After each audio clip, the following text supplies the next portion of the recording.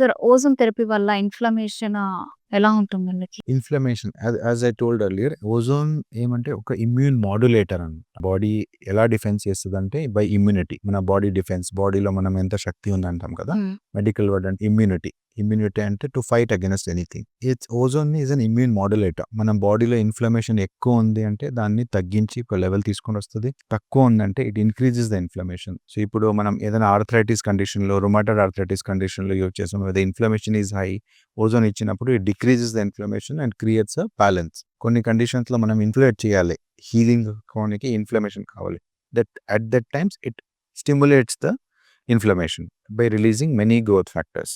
Yeah! Ozone మనము simple ఒక్క డెఫినిషన్‌లో యూజ్ చేయాలంటే ఇట్స్ అన్ ఇమ్యూన్ మాడ్యులేటర్. ఇమ్యూనిటీని మాడ్యులేట్ చేస్తది. ఎక్కువైనప్పుడు తక్కువ, తక్కువైనప్పుడు ఎక్కువ చేసి బ్యాలెన్స్ క్రియేట్స్ చేస్తది. బ్యాలెన్స్. సార్ మోకాళ్ళలో నార్మల్‌గా చూసుకుంటే ఓజోన్ ఇంజెక్ట్ అయినప్పుడు ఎలా ఉంటుంది వాళ్ళకి?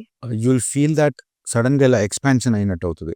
హ్మ్. ఇప్పుడు మనం ఏదైనా క్లోజ్ స్పేస్‌లో గ్యాస్ పెట్టినప్పుడు ఎలా అవుతుందంటే you'll feel like it's a blast లాగా అనిపిస్తది. ప్రెషర్ సడెన్‌గా ఇంక్రీజ్ అయినట్టు అనిపిస్తది. That is for very few second.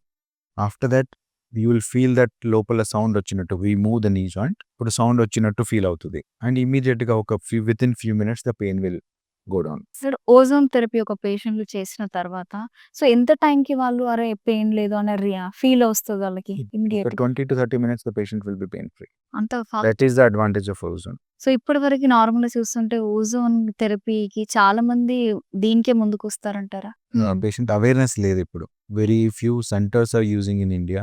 ముంబైలో డాక్టర్ ప్రశంస అని ఉన్నారు. He is doing it. Few people are doing it in Kerala. Few people are doing it in Bengaluru. చాలా మందికి అవేర్‌నెస్ లేదు. చాలా పేషెంట్స్‌కి పబ్లిక్‌లో దీని గురించి అవేర్‌నెస్ లేదు. ఒక్కసారి అవేర్‌నెస్ వచ్చిందంటే this is safe procedure and giving excellent results provided it used in proper indications. కొన్ని ప్రొసీజర్స్ ఎలా అవుతున్నాయంటే దీంతో మంచి రిజల్ట్స్ ఉన్నప్పుడు ఓవర్ యూజ్ అయిపోతున్నాయి. ఎక్స్టెండెడ్ ఇండికేషన్స్‌లో యూజ్ చేస్తున్నారు. ఏ పేషెంట్‌కి మనం సర్జరీ ఉంటది. ఆ పేషెంట్‌లో కూడా they are trying to do it. That is when it gets a bad name.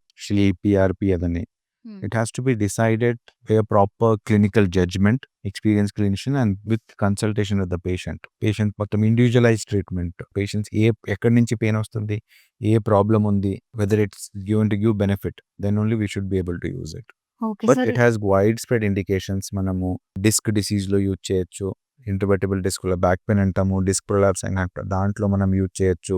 హ్మ్. హిప్ ఏవియన్లో యూజ్ చేయొచ్చు. నీ ఆర్థరైటిస్లో యూజ్ చేస్తున్నాము. చాలా ఇప్పుడు హీల్ పెయిన్‌లో యూజ్ చేస్తున్నాము. Okay. Even in diabetic neuropathy పేషెంట్స్‌లో డయాబెటిస్ ఉన్న వాళ్ళు కాళ్ళు, చేతులు మంట వస్తున్నాయంటారు. ఆ పేషెంట్‌లో కూడా మనం యూజ్ చేస్తున్నాం. ఆ పేషెంట్‌లో కూడా it is giving good results. Okay sir. అలాగే ఇప్పుడు ఒక డిసీజ్ వచ్చిందనుకోండి. దానికి దాదాపుగా ఎండ్ ఉండదు.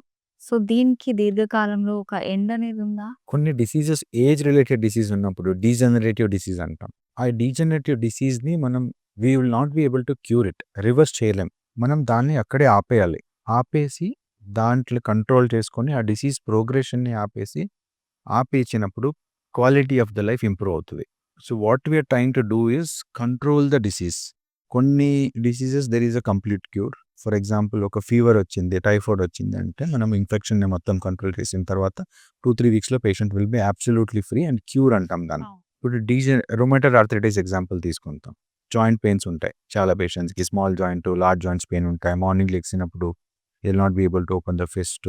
కొంచెం డే ప్రోగ్రెస్ తగ్గుతా వస్తది. ఇలాంటి డిసీజెస్‌కి ఇది అగైన్ మన బాడీ ఇమ్యూన్ నుంచినే వచ్చింది ఇది. ఆటో ఇమ్యూన్ అంటాం.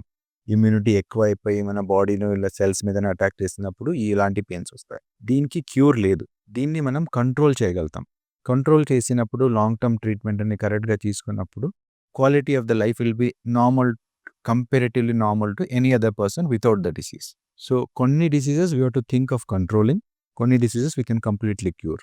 రొమాటైడ్ ఆర్థరైటిస్ ఉంది. Degenerative arthritis, age related arthritis ఉంది. హ్మ్. దాన్ని మనం ఒక స్టేజ్ వచ్చింది. దాన్ని అక్కడే ఆపేయొచ్చు.